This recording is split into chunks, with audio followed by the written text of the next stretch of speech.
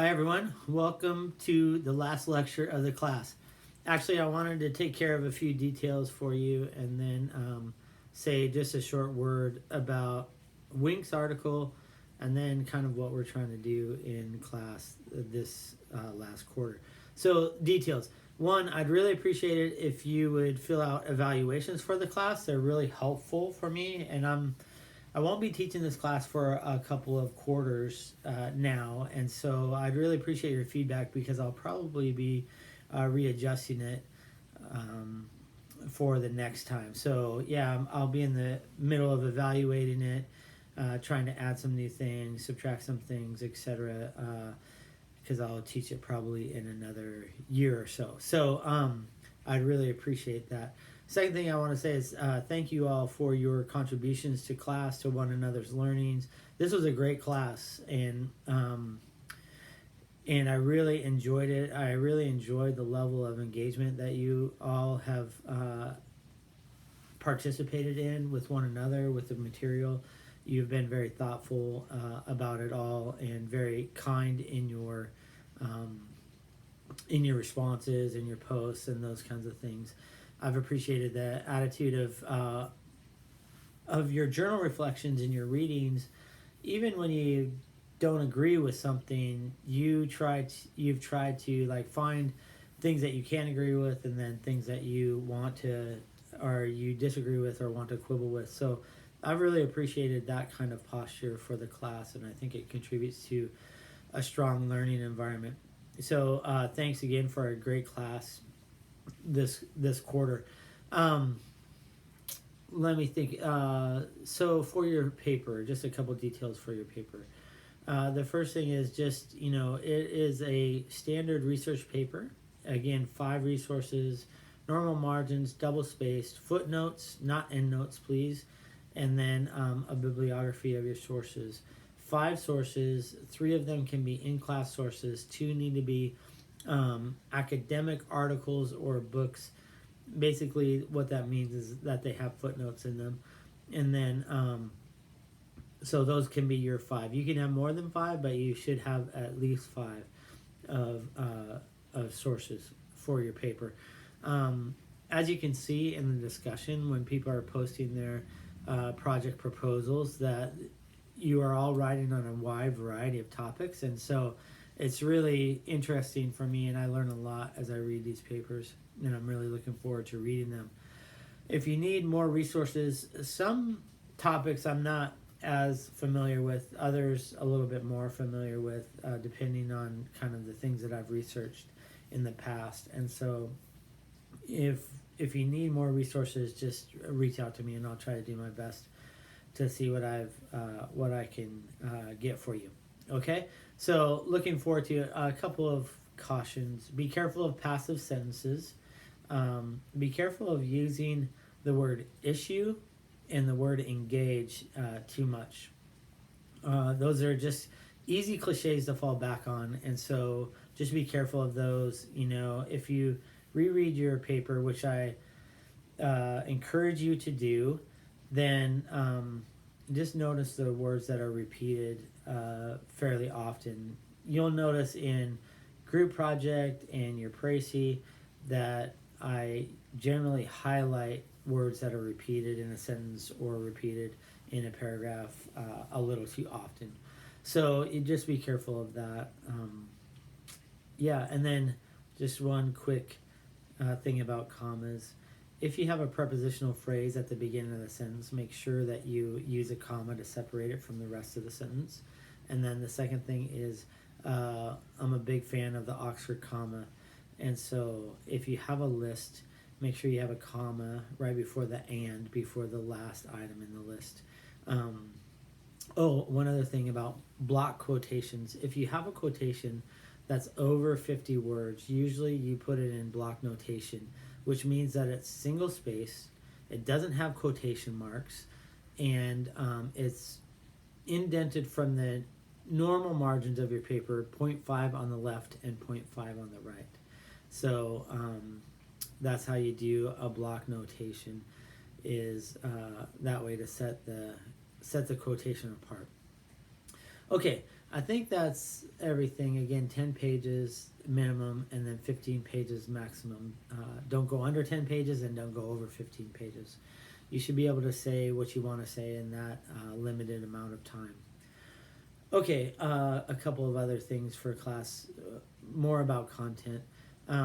With the Wink article, I like the Wink article because a lot of times the passages about turn the other cheek, go the extra mile, and give them your cloak as well have been used by those in power to tell those who are on the underside of power that they need to submit, they need to be passive, they need to have this kind of approach in relationship to even injustice and oppression.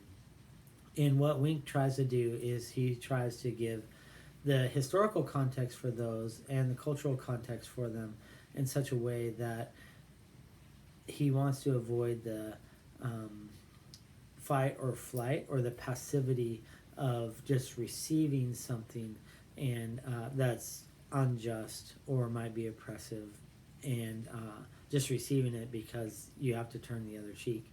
And so what he wants to do is say that actually what Jesus is saying in those contexts are an affirmation of your own humanity. And what he's also saying is that you have agency in these kinds of situations in the way that you respond to them. What I don't like about Wink's article, and I have quite a lot of trouble with, is when he talks about clowning somebody else, those kinds of things. I don't think that's actually a biblical response. And if you've read Strength of Love for Your Précis, you'll find that Martin Luther King Jr., what he talks about is the way you respond to injustice or those who are doing injustice can decrease your own humanity. That's why he argued for nonviolence, because he said if you spring to violence, that will not only hurt their humanity, but it will also hurt your own. It's something like what Frederick Douglass said: every time you put a chain around somebody's ankle, you also put one around your neck. That doing these kinds of things actually decrease your own humanity and make you less human. And so I want to quibble with Wink on there, and I want to say actually what happens, or what should be happening, is that we use our agency as an act of love towards those who are unjust and oppressive. And in those acts, that what that does is it reveals the injustice in a new light. I think the best example that I can think of in film is the movie Gran Torino. And I don't want to spoil the movie for you, but just watch how the main character reveals the inhumanity and justice of those of the gang members at the end. He doesn't do it through violence, even though that's their language. He actually shows everybody how violent that they are, and that results in people beginning to take action in the neighborhood and even in the police department. And so if you've read any of Rene Girard's work, what he does when he talks about the cross and Jesus willingly going to the cross is he talks about one thing that Jesus is doing, not only accomplishing the redemption of the world, but also revealing the injustice and how evil we as humans can be, especially when we get together in groups. And so when Jesus voluntarily goes to the cross, what he's revealing or making known or making plain is the injustice of the Roman system, the attitudes of the religious leaders towards somebody who is not quite saying what they want them to say, and how quickly violence can erupt, especially in a group. And so what Girard says is Jesus is not only accomplishing redemption, but revealing these things to people so that they can see them for what they really are. And I think what love does in that context is what Paul talks about in Romans chapter 12, verse 20, when he says, if your enemy is hungry, feed them. If they're thirsty, give them a drink. For this will heap burning coals on their head.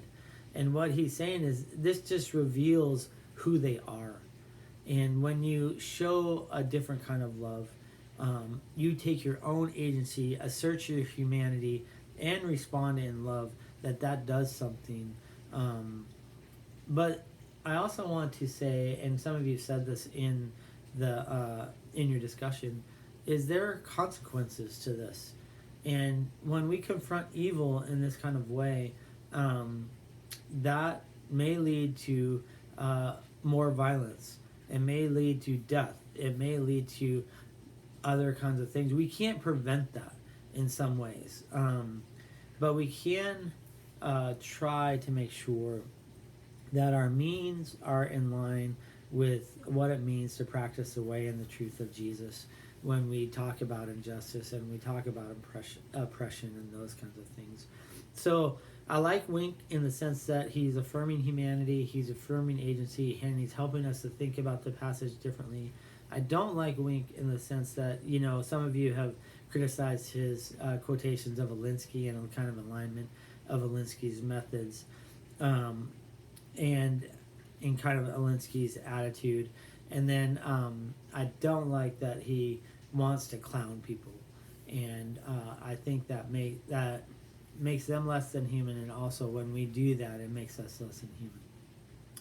Okay, so that's all I want to say about Wink's article. The last thing I want to say is here's what we've tried to do really quickly in 3 minutes for this quarter. Is what I've tried to do is introduce you to Christian ethics and try to create an architecture for you. It's incomplete. We can only do so much in a quarter, but it's getting us started in the conversation on Christian ethics, and it's an architecture or a foundation of the different kinds of methods to begin to do research on a topic or a question, or how to do moral formation and those kinds of things. And so in one way I say it's just a way to organize your closet. You have a lot of questions, you have a lot of issues, you have a lot of topics that are on our mind about how to be faithful to Jesus, especially when the culture presses in on us. And so it's like a bunch of clothes sitting in a pile in our closet, and we want to begin to maybe hang them up on hangers or put them in a dresser or some drawers or something like that, just to get them organized so then we can begin to utilize them and address them.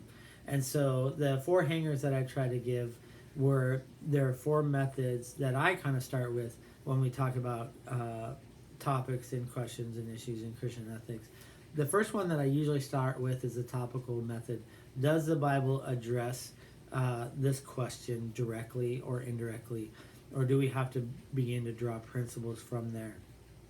One thing about your paper, don't forget to include the scriptures in your argument. So that's the topical method. Then usually I go to the narrative method.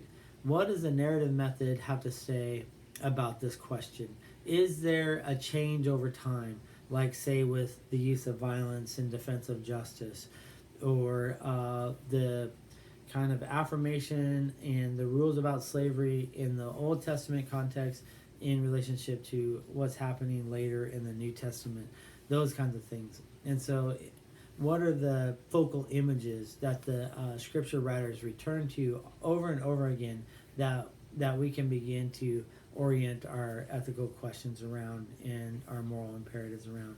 And then finally, I talk about ethics from the margin, and then maybe I'll look at the Sermon on the Mount or other passage-centric passage-centric methods. Sorry about that. So yeah, that's what we're trying to do. We did a lot of theory at the beginning to understand those methodologies, and then